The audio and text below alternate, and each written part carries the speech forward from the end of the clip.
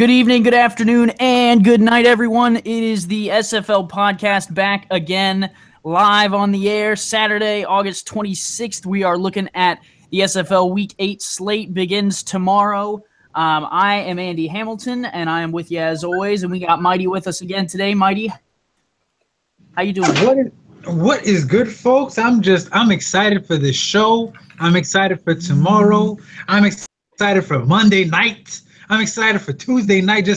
We're in the second half of the season. Playoff races are getting heated. Just the great things are happening right now. All true statements. All true statements. We got Liam Crowder is back with us, the webmaster himself. Liam, how you doing, buddy? Yeah, good. Thanks, Andy. And we got Shan Varner with us as well. Shan, how you doing? Good, man. What's up, guys? And as always, we are going to start by re-looking over what happened in Week 7 action. Mighty, anywhere particular you want to start? Nowhere particular. Wherever you go, I got a little something to say about it. We'll start at the top. Queen City in Carolina taking on the Skyhawks. This one was actually closer than I thought. Queen City squeaks away with the road win 40-31, but Carolina didn't have too bad of a game. 458 total yards for the Skyhawks versus 473 for Queen City. Caswell goes 14-20 for 3 touchdowns with no picks. 268 yards for Kyle Walsh was kind of the difference here. But on the Carolina side, Mark Vidic threw the ball 45 times, completing 32 of them for 2 touchdowns and 2 picks. English had a decent game, 102 yards, 4.3 yards per carry, and 2 touchdowns with a long of 44. But the Corsairs get away with this one on top. Mighty, will swing it to you to start. What did you think about how the Corsairs looked in a game against a team that's near the bottom of the table of the Eastern Conference, but, played them pretty well? Yeah, Carolina kind of held forth for the most part of the game. They were giving them Queen City everything they could handle, and then in the fourth quarter, it's almost like the levees broke, and Queen City was able to finally assert themselves in the running game and kind of keep Carolina at bay long enough to kind of outlast them. That final score makes it look like the game was a little more lopsided than it actually was. It was a back and forth affair for most of the ball game. So, but Carolina, man, just a play there, and their fortunes could turn around quickly. So, nothing's lost. But if any time's the time to turn around, now would be it. Yeah, you make a really good point. And I think that just goes to show how close the Western Conference is when a team that's near the bottom of the table almost defeats one of the the top team in that conference. You're right. The fourth quarter really was the difference in this, and the 2 turnovers for Carolina also didn't help via the air. Liam, what opinions do you have on this game? Carolina, they came pretty close. I think, as you say, without those turnovers, they probably could have snuck ahead, and that really would have shaken things up in the East. Certainly at the moment, if Carolina had managed to get a victory, seeing what they'd done last season, even with the change of personnel, they could really have gone on a run. I think Queen City have managed to hold that off. I expect that Carolina will pick up a few more wins this season. I think you'll probably see it maybe against some of the more lower ranked teams in our conference, but I'm hoping that they don't come to St. Louis and get a victory against us again. I think we've got them coming up at some point. Yeah, that would be interesting for sure, and that'll be a good matchup when you two meet.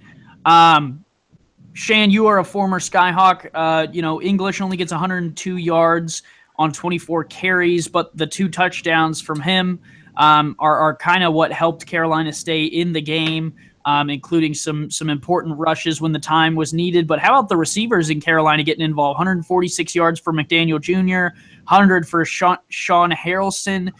Mark Strike had 46 yards, 2 touchdowns for Heath McDaniel Jr. The Carolina Skyhawks weren't looking too bad, eh? No, they weren't looking too bad, Andy. Sean had another great game with 100 yards. Mark Bidix, he does his thing. And I think that, what Mighty said earlier, I think the turn of events was the interceptions by Mark. I think, if they can keep those down a little bit. English, he didn't have a monster day, but he still had 102 yards with 24 carries. And so they're getting that running game going. What I think that, they just need to do is just, keep plucking away at it. I think they got the formula, but they've just got to combat the defense. That's what they've got to do. They've got to watch film on the defense, see what they're doing, and then exploit it with their offense, their high-powered offense, which is working really great for them this season. And they're still not out of the race in the Eastern Conference. Another game in the Eastern Conference. This one was kind of a shocker. Tallahassee goes to Believe Land and loses to the Stallions 38-23. Cleveland comes out with a victory. Mac Wavy Jr., a huge win for him as a coach. 21 of 35 for his player, 308 yards, 3 touchdowns to complement 5 interceptions. But David Overstreet kind of saves him a little bit there with 167 yards on 27 carries with a touchdown. And on the Tallahassee side, Christensen looked kind of human with 24 for 40, a touchdown and 3 interceptions. So a lot of interceptions in this game. And Cleveland does a good job of holding J. Calvin Kim to only 69 yards on 24 carries with 1 touchdown. Liam, we'll go to you first. What did you think about the way that the Stallions played and took down Tallahassee? Probably one of the most surprising results of the week. Certainly Cleveland have been getting on a bit of a roll lately. A few close calls, I think, this season. And I think it probably a bridge too far coming up against Cleveland. Christensen looked very, I suppose, normal. In fact, probably played pretty poorly with the interceptions. But Cleveland have, started to get things together, and if they continue playing this way, they could be in with a, decent shout. I think the Eastern Conference still got a bit of a shake-up. It got a bit of a shake-up coming up in terms of some of the fixtures that we've got. So be interesting to see whether or not they can have even more of an impact. Yeah, Cleveland, one of those teams still technically on the outside looking in, but, they have the potential to rise real quickly if they continue having games like this. Shan, you and me had talked a little bit before about how David Overstreet, just doesn't kind of strike the fear into you that he used to when he played for the Louisville Wolfpack. But he went out and had a pretty good game this week, 167 yards and a touchdown on only 27 carries. And that was really the difference for Cleveland, that and the defense stopping J. Calvin Kim. Do you think this is kind of a resurgence for Overstreet or just a lucky game? I think it might have been just a lucky game. If he hasn't done it up to this point, he's probably not going to stay consistent. But the defense for Cleveland really came through when they shut Calvin Kim down. With 24 carries, only 69 yards, only 1 rushing touchdown. That's just not a normal day for Kim. And I think that what Cleveland done in the defensive part of this game is shut him down and make Christensen throw it. And when Christensen giving up, 3 interceptions, that could be the turnaround there in this game. Yeah, you're not wrong. Mighty, what did you think about the way that Tallahassee played? And, they lose a game here on the road that, on paper, they probably should have won. Yeah. And when I was watching the game live, Cleveland came out, moved the ball a little bit. Tallahassee came out, was able to move the ball a little bit. And it was like, okay, I'm watching. This seems interesting. It looks like it's going to be a ball game. And then the second quarter happens, and then Cleveland scores, and Tallahassee struggles, and they can't get J. Calvin Kim going. Third and shorts become, and they have to punt and allow Cleveland to get back on the board. And Cleveland sneaks in a touchdown right before halftime to kind of make the game a little further than it needs to be. And then you come out of half, and Cleveland stays hot. Oh, okay. Wow. Cleveland, and then Overstreet just able to turn the yards and keep the first downs coming. And, hey, speaking of, I got a new nickname for Mac Wavy. We're going to call him John Woo. You're like, why are we gonna call Matt Wavy John Woo? He's not Asian. If you know anything about John Woo films, characters always took two guns. You know what I'm saying? And Matt Wavy, the quarterback, he's a gunslinger. So when he runs out of bullets in one gun, like he throws the gun away, he got the other gun coming. He's gonna keep shooting. His quarterback plays exactly that.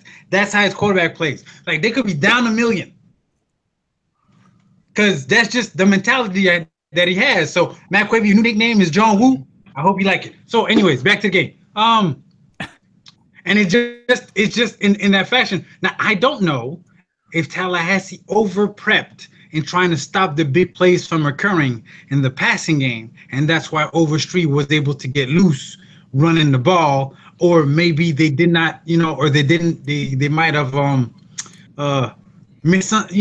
underestimated, and that's why he's able to gash them. I don't know, neither here nor there, because I haven't spoke to the coaching staff of Tallahassee this week, but that might have been something that might have occurred, and as to why Cleveland was able to, I won't say get the jump on them because that's the wrong term, but to get the edge and then keep the edge because of the lead that they built before halftime. So, I was speaking to a coach, this week that had a tough slate of games up to this point. Saw the second half of the schedule, and towards the latter part of the season, he had Cleveland on the schedule. He's like, you know what? I think that's one of those games that we could get. And I'm like, what kind of offense Cleveland runs? Like, the minute you sleep, they're going to drop 50. Like, they drop 50. So, Cleveland is not a team to sleep on. That's what I'm saying. So don't be don't be confused by the record, thinking, oh, they're not that good. Their record is not that hot. If you don't prepare for Cleveland's O to stop Esco and John Woo, John Woo, that's the nickname. Then John Woo, man, you in for a long day. So Cleveland, Mac, Esco, you know what I'm saying? I'm watching y'all, and Rick O'Reilly, even as a Silver, is still doing Rick O'Reilly things. So, being in these shootouts, when the other team has to pass the ball, man, Rick O'Reilly is licking his chops. Koma Kalika's back there, fielding punts, playing defense. Like, it's weird what he got going on Cleveland's defense. But just make sure you mind your P's and your Q's when you prep for Cleveland, because they're not a team that you just overlook thinking they're just a W on the schedule. Well, and you talked a lot about how their defense was, getting ready and excited to play, and then we go to a game like the one that Alaska had in the eye against Oklahoma City, where you absolutely dusted them, Mighty. And I think you owe an apology to some of the Renegades for the hurting you put on them. 38-0, the Storm defeat the Renegades at home. Red Feather had a rough day, 19 for 31, no touchdowns, 2 picks. And Pete Bruschi, absolutely abysmal day for him, 13 carries, 19 yards for him, as Oklahoma City had trouble getting anything going. And then on the other side, they had trouble stopping Ron Cochran.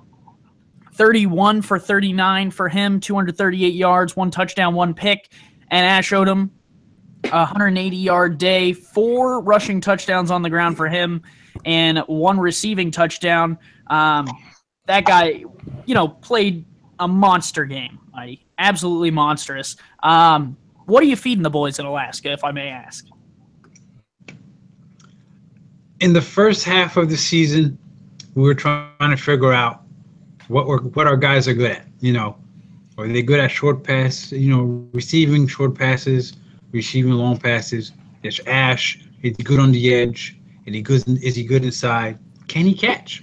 On defense, we're trying to figure out a scheme to take advantage of Big Sexy and Evan Carroll and Andrew Francis and DJ Drew. And I think we're getting there. We're not there yet to find that right equilibrium, to what makes the Storm go, both offensively and defensively. And, just OKC, it's one of those days, man. You get a game where you've done all your homework and you prepped as well as you could, and then everything just falls apart, and it's like you can't do anything right. Even tying your shoes, you wind up tying your shoes together. It's just, it's one of those days where you get back to the training facility and you just burn the tape.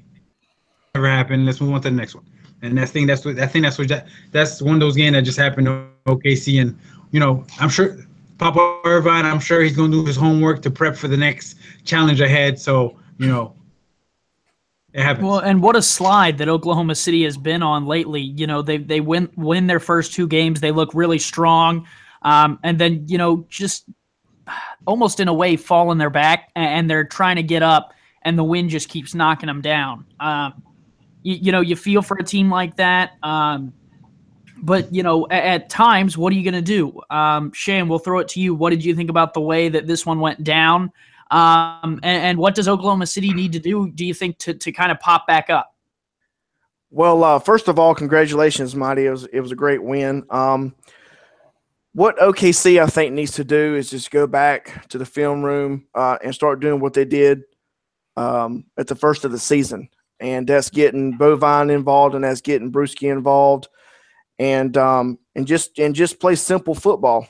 For Alaska here, I can't tell you which one was more dominant, the offense or the defense. I mean, because looking at Andrew Francis here, he had an exceptional game. He had 9 tackles, 3 assists. He had a tackle for loss and an interception. So when you're playing against guys like that, and Alex Dominguez, when you're playing against guys like that, you've got to be on your A game. I mean, you can't slouch against the defense that's ran this, to perfection. And so I think just OKC needs just to get back in the grind, get back in the mix of things of what they were doing at the beginning of the season. And Liam, what did you think about the way that Alaska played and how this affects the Western Conference in looking at the standings and Oklahoma City's kind of chance at that 4th playoff spot? Obviously, this hurts them, and they're going to have to get back on track quickly. But I think it proves a lot for Alaska that they're in the conversation for those top 2 spots. Yeah, I mean, I don't envy the team that Alaska are coming up against next. I think that's probably all that really needs to be said. I wonder who would that be. All right, let's keep it rolling. We'll keep moving. We'll make fun of Liam now because it's his turn. St. Louis went to Baltimore and loses 6-31. Not quite a shutout for the Crabs, but they were able to keep St. Louis from doing much more than kick field goals all day, which that's a good day if your offense is running. Ethan Alexander, 19-29 with 1 pick, no touchdowns. Adam Fennell couldn't even find the end zone, 35 carries, 109 yards. And this one was actually not too far out of the reach for St. Louis until Baltimore started getting turnovers late in the game. It was really 14-3 at the half. And then in the third quarter, Baltimore kind of ran away with it. And St. Louis was trying to play catch up. Shane, you were on the call with me for this game. What did you think about the way that these 2 teams battled it out? I think that, St. Louis, they had a good game plan going into the Old Bay Stadium, but I think that you're going to have to throw the ball a little bit and not rely so much on Adam to run the ball, especially when he's not having the performance that he needs to have. You're going to have to get that tight end involved. One key element that I seen during the game was, for the most part, their tight end, a silver tight end, was off the field probably 80% of the time, if not more. So whenever you're trying to run an offense, you want to have all your key players on the field at all times, as well as defense too. But I think that was a crucial mistake that St. Louis, unfortunately, now knows not to do. Well, and they ran out of that one set quite a bit, and so that was another thing that I saw, at least, that I think can be addressed, is that, while it may be a great set that has a lot of plays that you want, you don't want to run every play out of the same formation, because once they switched the formation, Shan, they were actually moving the ball decently, and then they would go right back to the bunch on the right side. Mighty, did you catch any of this game? And if so, what did you think about the way Baltimore played? Baltimore did what they had to do to kind of win the game. Matt South didn't really have much of a good game. Only threw for 200. Had a handful of turnovers. I think he had 3 or something like that. Michael Sy was I guess the X factor in the passing game for the Crabs, but St. Louis, for the most part, they did a halfway decent job in kind of stymieing the Crabs and trying to keep them at bay. It's offensively, if it wasn't for Fennel, turning out first downs and stuff like that, this week, and that's something we need to address. It's a little close, and how they could, or advantageous matchups for them to kind of take advantage of. Same you're saying, Shan, that they need to find a way to get their star tight end the rock. I mean, this week he only had okay, maybe not force him the ball, but if he's 1-on-1, you gotta take the shot. You gotta put him in where, if you gotta move him around, from maybe on the line of scrimmage next to the tackle to maybe in the slot, maybe outside, to kind of give different defense different looks to maybe get them to move on. You gotta free up maybe one to non-contact guys open, or maybe Fennel get him open in some way. Kind of move your chess pieces around to take advantage of what the defense is showing you. So I mean, you can see the potential. It's just time is starting to run out as to actually putting 2 together to make this somewhat a successful season in St. Louis. Does anyone else think that Mighty sounded like he was recording that through a pot or a pan? I thought he was an alien. All right, I was just checking. It might have just been me, so I figured I'd ask. No worries either way. He got his point across very well. Liam, this was your first week with the offense in St. Louis. How do you think you guys did? Yeah, it was frustrating to see stuff in there that we're just going to certain sets and keep doing the same thing over and over again. And I thought actually for the most part the game was quite promising. We did move the ball quite consistently. The passing game was not as strong as I was hoping for from Alex, but that's stuff we can work on. And we've been kind of retooling and readjusting the playbook to go towards the kind of game that I want to play. So yeah, I mean, it was frustrating, obviously not being able to, it's the lowest points tally of the season. Ultimately, we've got to take responsibility for that, and I've got to take responsibility for that. But I think from discussing it with the rest of the team, and we put adjustments in place that we think are going to have a positive impact, and we won't be forced into using certain formations and being stuck in certain plays. We hope we've got more variety in the playbook. So yeah, we're hoping. And another thing, of course, is getting the star guys in there and making sure they're actually playing. That was a big frustration for me, because when you see a guy that you're paying all that money for and then he doesn't get out on the field, that's a failure on our part as well. So but we win as a team and we lose as a team, and we're all going to pull together and hopefully try and win the rest of our games. That would be the ideal scenario, and then whatever comes after that, we'll just have to wait and see. But yeah. We'll move from a team that struggled on offense to a game that had all of the offense. San Antonio in Mexico taking on the Aztecs. What ends up to be a heartbreaker for the Vaqueros, a voice breaker for Ivan Sanchez, and a amazing win for Mexico City, 52-49, beating San Antonio on a Hail Mary at the end of the game, as the Vaqueros were one batted ball, one incompletion away from their second win. And hats off to Greg, because the team played incredibly well. Langdon had 6 touchdowns to 3 interceptions.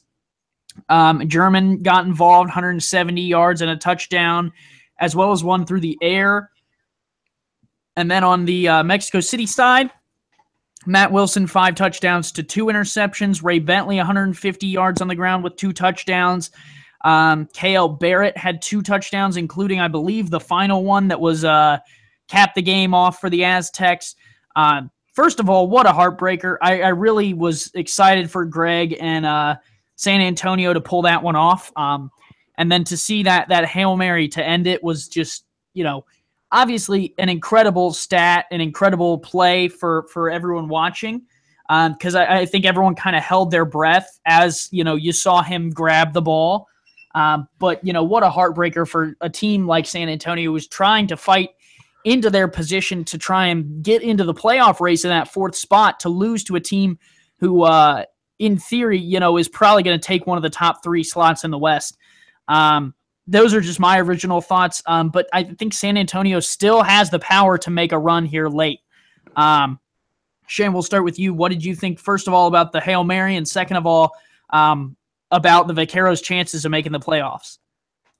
Well, the Hail Mary, I've been here for 4 seasons. I've never seen a Hail Mary caught for a touchdown. It always usually ends up being batted away or, interception. But I just thought it was an amazing play. Ivan did a great call. But I do think they listened to us last week when we told them that, Jason, he had to get involved in the game, and I think he did that with 29 carries, 170 yards, and a 1 rushing touchdown. I think Greg is doing all the things right, and I think that improving each week is what he's doing, and I think there's no doubt that he's not capable of getting back into this race. Liam, we'll swing it to you. What did you think about the Hail Mary? What did you think about the game in general? Yeah, I really regret not watching the end of this game, because my word, it was pretty much a slobber knocker, I suppose, for the last couple of minutes. Yeah, I mean, the Hail Mary's the dream finish, I suppose, to win a game on, and I think Ivan, I said in the chat afterwards on Discord, I could have sworn he was going to have a heart attack. The response he had when the Hail Mary was pulled in, he was questioning his own, whether or not it was even a catch, and then it turns out that it's a Mexico City touchdown, and he just goes crazy. Right. So that's what you watch the game for. The SFL creates moments like that, and that's quite impressive for a video game that's getting 10 years old now. So that it can still create those marvelous moments is something to be admired. But Mexico City will probably be counting their blessings somewhat. I think San Antonio they've got a real chance of pushing on from this and getting into the playoffs. But the Western Conference is so tightly packed that anybody, the entire conference could still go on a winning streak and go through. So San Antonio would be disappointed, but I'm sure they'll bounce back next week. Heidi, Shan talked about how he's never seen a Hail Mary in a real SFL game work. Have you ever seen anything even close to working like that? No, I haven't. Because usually, like Shan said, it's usually a deflected pass, a sack.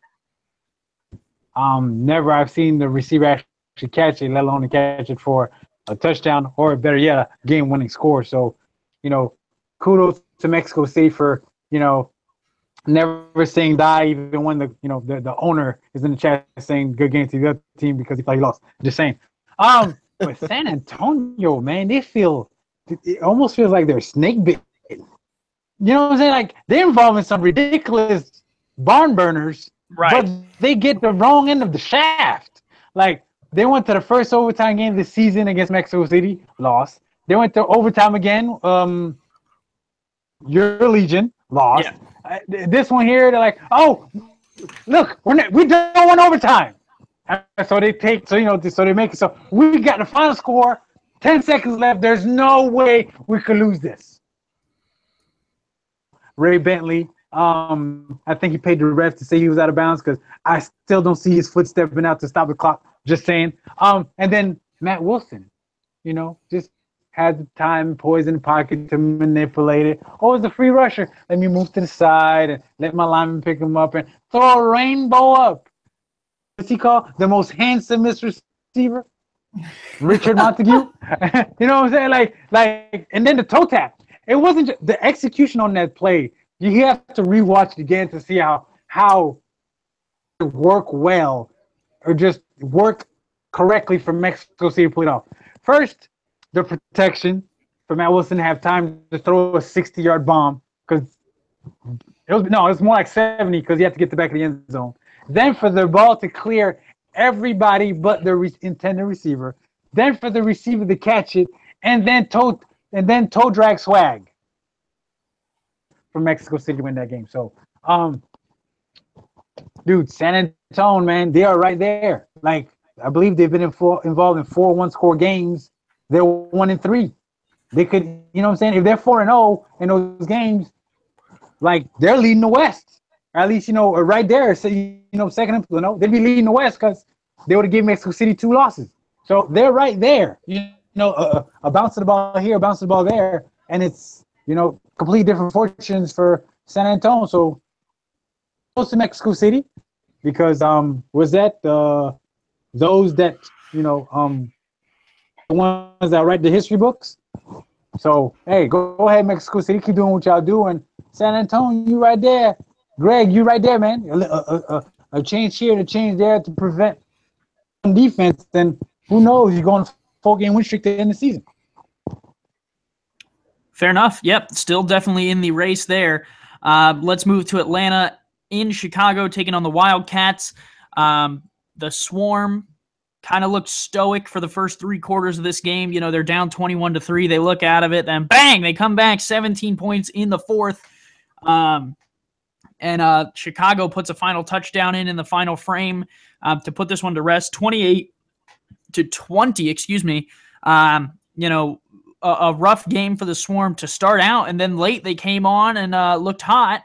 But Chicago had built the lead up too much and just outlasted the Swarm. We'll start with Mighty. What did you think about the way that these two teams played and how DeMar Woods played in his second game? Looked a little more human than the first. Yeah, DeMar he was a little shaky with his performance. He kind of got his bearings, in that second half, but in that first, when he kind of dug the team a hole, he's a rookie, first-year players. You got some jitters. Sometimes you read the press clippings. Hey, we're number 1, and you forget to put in the work necessary to remain number 1. Listen, you're never as good as they say you are, and you're never as bad as you think you are. So, you got to find that right there. But Chicago, man, they put in work. This week you could see that they game plan to attack some things that they saw that they could take advantage of in that Swarm defense. And, man, it showed. Shan, and kudos to Dion and the rest of that, Wildcat organization. And I can't wait to see what they do this week because they got a little challenge coming up. So it's gonna be nice to see, and let's see if the Swarm can bounce back. Liam, what did you think about the way that these two teams played and how it affects the Eastern Conference? Chicago. They were tipped before the beginning of the season to really go places, even as an expansion team. But the consistency hasn't necessarily been there. They need to really build up a good run of form. And they've got a chance now coming up against Cleveland, Baltimore, and Carolina before they come up against Queen City. Those are 3 very winnable games. You'd probably say Queen City game's more of a toss-up, but they need to really win all of those to make sure that they're there or thereabouts. For Atlanta, going to the rookie QB midway through the season's obviously a little bit of a risk. I think the young guy's got a bit of work to do to get fully up to speed with the offense.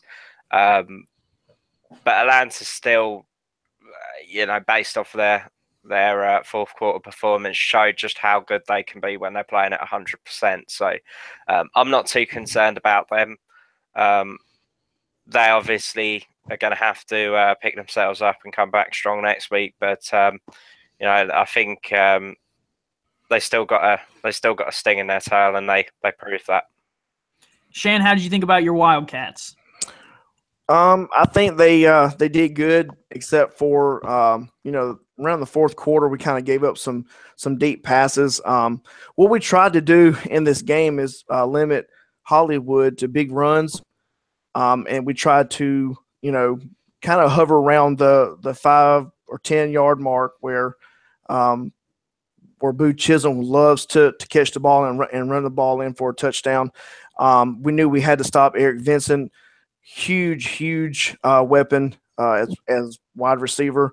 So when they late in the fourth quarter, when they started getting Cody and Eric involved in the game, it was I was glad, because it was we held them off to such a deficit that even if we did give them a couple of touchdowns there, we thought we would be safe. And then it started really getting down there, and they started kicking onside kicks, and then your heart's beating there, So I'm glad that our defense stuck it out, because they were the real champions of that game. Our offense just did what the offense does. Unfortunately, Ethan's got to learn how to be patient and not throw interceptions. I mean, we're trying to work with him each and every week for him to stay consistent. And he has kind of that Mac wavy. I've got another gun in the sling here. And likes to throw the ball. So, if we could just keep the errors made as far as interceptions, and get Dion involved in some of the passes, receptions, then I think we'll do fine against Cleveland next week. All right, but hats off to Mark. He's an exceptional coach, and he played a heck of a game. Let's keep moving here. Sioux Falls in Dallas losing to the Roughnecks, 31-42. The Roughnecks beat out the Sioux Falls Sparrows in a large offensive day for both teams. Over 346 passing yards for Tyree, over 400 for Shabazz Synergy. Liam, we'll throw it to you first. What are your thoughts on these two teams and the battle that took place in Texas? High scoring game. I suppose it was to be expected with two rather offensively geared teams. They're both kind of there or thereabouts on the brink of getting into the kind of playoff picture in the Western Conference. I think hopefully, if this performance is indicative of anything, Dallas are starting to get over their hangover from last season with the championship game defeat. They need to work on trying to lessen the amount of turnovers that they're giving away, because that's really going to hurt them in the long run if they keep doing that. Sioux Falls, they came up a little bit short, but as they did last season, they had one of the most potent passing games in the league. I question how effective that will be if Sioux Falls do indeed get it through to the playoffs again. It'll just kind of fell flat last season when they reached the big time. But it remains to be seen whether or not both of these teams will live up to their potential. Shan, what did you think about this Western Conference battle? I have to say that it was a shootout. To be honest, from my point of view looking in, I think the big difference with Synergy, he just threw, 4 interceptions, and he was sacked 3 times. So, Julian Tyree played a good game, even though he was sacked for 5 times. But I think it comes down to the interceptions. I think going forward, if Dallas can keep that down, they're doing good so far. They're winning their games, but again, you have to keep that interception rating down. Mighty, what do you think about the way that the Dallas and Sioux Falls game played out and how it affects the fourth position race in the Western Conference so far? As I've been saying all season, I trust in Steven. I guess that's the print that's on my coins. In Steven Muller, and in Steven I trust. Just defensively, he took a very audacious approach to this game, and he dared Sioux Falls to beat him deep, consistently. And they, in this game, they showed that they could not do so. They could not do so. Now, they were able to move the rock on the, on the ground with Clancy, and Tyreek, kind of had a decent game. But if you watch how the game unfolded, Dallas was able to move the ball almost at will. They'd get to the 20, but the synergy, with that rocket he calls for a right arm, threw it to Christopher Dodd, and they get to 20 again, and he threw it to Christopher Dodd again, and and then the next time he gets to 20, he finally doesn't throw it to Dodd, and they score a touchdown. And you're like, okay, maybe he's getting the hang of what's going on, and it's just Dallas seemed to be able to, if they want to run it, they gave McQueen. Hey, speaking of McQueen looked good that game, for a non-contract back, free back as we call him. He looked darn good that game. So, but that's neither here nor there. So in the running game, they were able to do a little something. Synergy threw for 400, so they were able to spread the ball over the place. Bosco did his thing, Morales did. They looked very balanced, like they knew what they wanted to do, both offensively and defensively, and in daring Sioux Falls to beat them over the top consistently. And with Sioux Falls not being able to do so, that was the difference in the game. Matter of fact, I didn't even notice till I looked at the box score that game had no scoring from either team in the fourth quarter. All the scoring was done in the first three. And after that, Dallas would basically just, held them at bay for the closing quarter. So kudos to Dallas. Let's see if they, this is a fluke, or if they're well on their way. And for Sioux Falls, hey, I don't envy whoever they play this week, because I have a feeling those Sparrows are angry bunch of Sparrows this week. Let's head to the final game of the week. Houston went to Canada, took on Vancouver, and lost 34-21 in a little bit of a surprise, as things just really didn't bounce Houston's way early in this game. And then Vancouver kind of pulled out to a lead, and Houston was trying to play catch-up for most of the evening. We'll start with Liam. What did you think about the way that these two teams played and how the game turned out? Another good win for the Legion. Certainly things have, taken a bounce since they beat San Antonio in their first franchise victory. Houston wanted to keep pace with the other guys at the top of the conference, and fortunately, with results going how they did elsewhere, they still managed to keep there or thereabouts. I think with the slate of games that the Legion has coming up, it's absolutely crucial that they keep winning.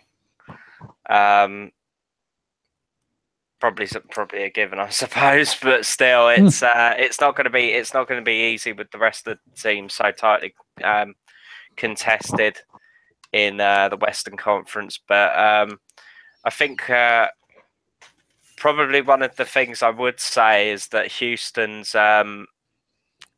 really kind of let themselves down in this game with the amount of turnovers that they had. Cody Cantrell with 5 interceptions, and that's going to cause a great deal of consternation, I suppose, in the locker room for Houston. The key things about winning games is minimizing the amount of mistakes and penalties and so on that you have, and the Hyenas need to make sure they get that in check before the end of the season. Otherwise, they're going to have trouble once they reach the playoffs. So Shan, what did you think about the way that this game turned out? Did you see Houston possibly dropping this game, and did you think that Vancouver would continue the win streak? I actually thought Houston would win this game because William Choice is a great running back. I thought they would do a lot of damage on the ground. Unfortunately, he had 2 turnovers. He had 2 fumbles. Cody Cantrell, to me, was better in the air than Tom Pepper. But the turnovers there, again, like Liam had said, the turnovers is what got Cantrell, and the turnovers is what got Choice. I think they got in a deficit, and they just couldn't turn things around and just got stuck in that, run the ball because, that's the guy. That's our guy. He runs the ball. He hurts people when he hits them. And unfortunately, when they came trying to come back from the deficit, Houston wasn't able to do that because of so many runs. But Houston have bounced back from this. There's no doubt. They're a great organization. But I think they just got to tweak some things this week and get ready for the next game. Mighty, I feel like I tell you every week that I got a little something up my sleeve, and I was able to get it working again, and I got a little bit of luck as Houston had some trouble early with the fumbles. But what did you think about the way this one played out? Yvonne finally got free. About time. It's only been 6 weeks. Right. But that was the difference in the game. The fact that the Legion finally found a way to get their back into the second and third level of the defense. And because, man, Yvonne's a load, man. If you could get him away from all the big guys that can actually, match his hitting power against, the lesser guys, the smaller guys that kind of have to make business decisions when it comes to hitting them. Vancouver's in great position, and that was the difference in the game. That and that red zone fumble, that first red zone fumble that Choice had, kind of spoiled Houston's at least ability to match score for score early. The Legion took advantage of that fumble, marched it down, were able to score off of that, and that kind of that double digit score kind of skewed Houston's the game plan a little bit. But yeah, hey, the Legion put together a complete game. The offense, finally woke up a little bit. Pepper stayed clean enough to give his team a chance. Defensively, hey, them boys are flying around making plays, man. Especially that strong safety going around, hit sticking folk, and then you don't want to get hit. Okay, interception, and I was like, okay, wow, Vancouver, we're one interception by one of our linebackers away from having every star player with a pick in the game. I was a little proud of that. But yeah, a good game. Sanchez got running. You feel bad for Houston because you never want to win a game based off fluke plays like all those fumbles. So I feel for DeMond. And with that said, I do want to take a moment and, just to keep our thoughts with DeMond in that Texas area, in Houston, who's going to get hit by this hurricane that's coming. Hopefully he'll, remain safe and be with us this week for our set of games. Sure. With that, let's go ahead and move to the power rankings. I'll run down bottom to top. St. Louis 16, Carolina 15, Oklahoma City at 14, San Antonio 13, Sioux Falls 12, Dallas 11, Cleveland 10, Vancouver 9, Baltimore 8, Chicago 7, Houston 6, Atlanta 5, Tallahassee 4, Alaska 3, Mexico City 2, and Queen City still sits atop at number 1. Let's discuss. I'll start. For me, I think one of the bigger shockers for me is that Oklahoma City is below San Antonio, despite only the one win for the Vaqueros. However, I like this decision. Oklahoma City looks like a totally different team to me in the second half of this season, and I definitely think San Antonio was just, they were one play away from being the same amount of wins as Oklahoma City, so I'm kind of glad that the voting went that way. It's unfortunate to see Houston drop all the way down to 6, but that's, you lose, and that's kind of what happens, I guess, because I still think they're one of the top 3 or 4 teams to compete against. Other than that, though, I think this is pretty straightforward this week. I don't see any major gripes. Mighty, well, what about you? What are you looking at when you look at these rankings? I didn't think we'd be this high, the Storm would be that high up. I'll take it because me, I don't read my own press clippings because I never think I'm that good. Right. Or we're that good, should I say? But for the most part, they look, very accurate. I also like the fact that the voters gave San Antonio some love, and put them and placed them up there because, like I said, San Antonio been involved in some grinders, man. Some one possession games that could have went either way. The voters gave Cleveland a ton of love, which is greatly appreciated because I see what Cleveland could be, if it's not for some things that occurred earlier in the season, and it's looking like they're getting their act together. So I can't wait to see what that looks like for the second half for them. But yeah, but further, I don't have any really, any major gripes, And now I think this is the third straight week we got a new number one. I think so. So kudos to Queen City for being back at the top like they were at the end of last season. Let's see if they can keep it going. Liam, what do you think about the power rankings table? And is there anyone unjustly ranked? St. Louis. No. And on a more serious note. No. I mean, I don't think I really have a problem with the power rankings. Probably you'll appreciate that I probably think Vancouver should be ranked higher, honestly, because you win 3 on the bounce. Surely if the power rankings is an accurate reflection of a team's ability and overall power in the league, you would stick them in the top half with the way that they're going. I did want to say Houston, obviously my thoughts go out to Demond with everything that's going on over there in terms of the hurricane and so on. I've got friends myself over there who I'm hoping are going to be safe. But the one point I did want to make is that with their game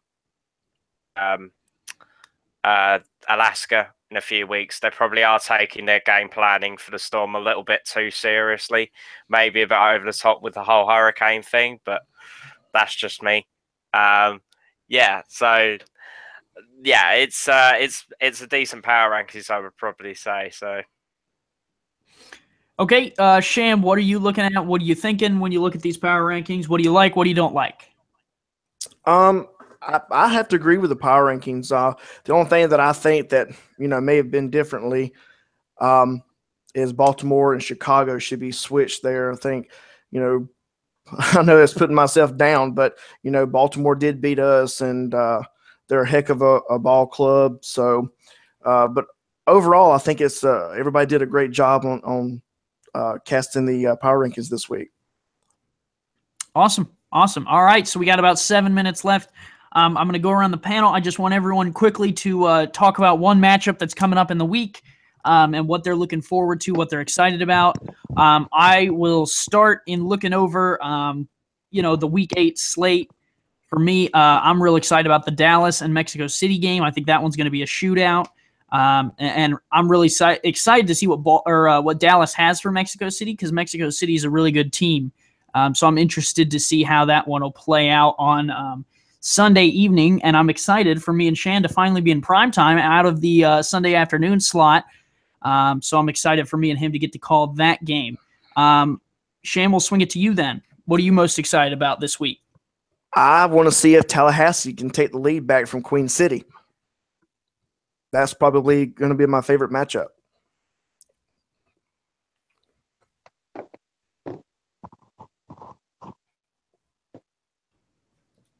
Okay. Liam, what about you, buddy? What are you most excited for this week?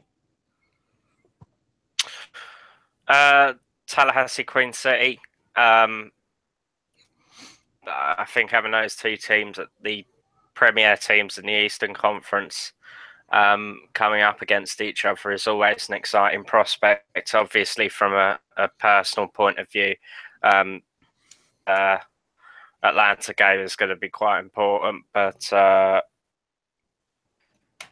excited to see what happens in both of those games. Okay, and then Mighty, what about you, buddy?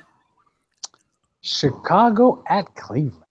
That football is going to be in the air a ton.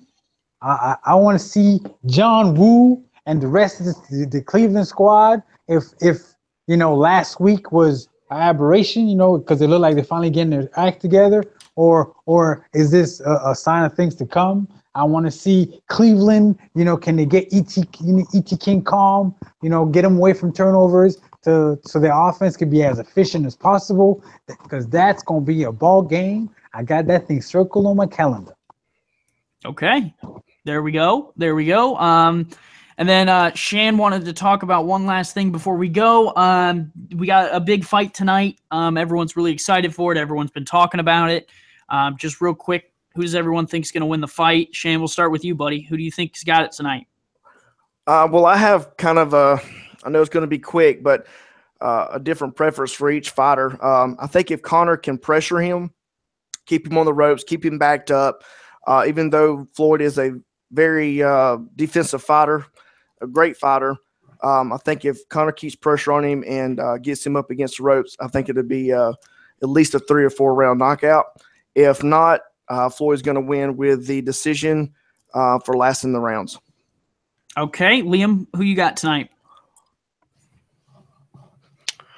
I've always said in the lead up to the fight that I felt they would beat each other dependent on which ring they fought in. If it was in the octagon, then McGregor would win, and if it was in the boxing ring, Mayweather would win. I don't think there's any reason to change that, even with all the stuff which has gone on in terms of they changed the gloves and the various goings on in the lead up to the fight.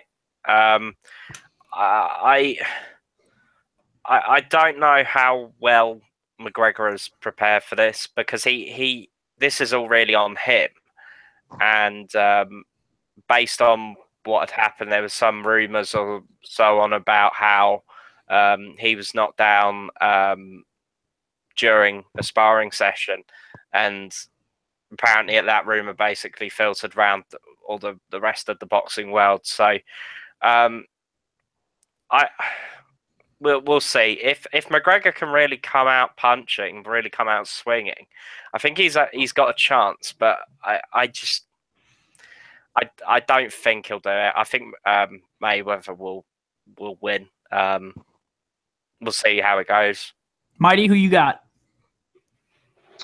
I'm just hoping that for everybody that's buying this card, that all the, we got, I believe there are 3 title bouts leading into this match tonight. So hopefully that, every match is a great match and everybody's able to get their money's worth. Because, I don't want to watch 12 rounds of one boxer chasing the other around the ring because he's just running. I want to see a fight. I want to see someone stand toe-to-toe. And if McGregor's going to be the aggressor, I want to see him, hey, go ahead, throw your punches. And I want to see, and because we all know how great of a defensive fighter Mayweather is. I want to see Mayweather do his best Neo from the Matrix impersonation and go ahead and dodge them all if that's his ball game. That's what I want to see. I want to see one person's style against the other person's style. If that's what we see tonight, I don't care who wins because it'll be a great bout. But if we're just seeing, McGregor be the aggressor and Mayweather just running away from him, like I ain't trying to waste $100 watching that. So I don't have a say, or I'm not in anybody's camp. I just want to see a good fight. That's that. I want to be entertained, like Gladiator. Are you not entertained? Well, you better entertain me. That's all I'm saying. For me, I think I am rooting for. I'm rooting for Conor, but I believe Mayweather will win, and I hope he does as well for the sake of boxing as a sport as a whole. If a guy from MMA can come in and win in his only boxing match and then promptly leave, even with Conor McGregor's skill set, I just don't know how the boxing community would take it. I think what you have to remember though is Mayweather is nowhere near, like he's so many years after his prime. I don't know if it would really affect. Yes and no. I think that much.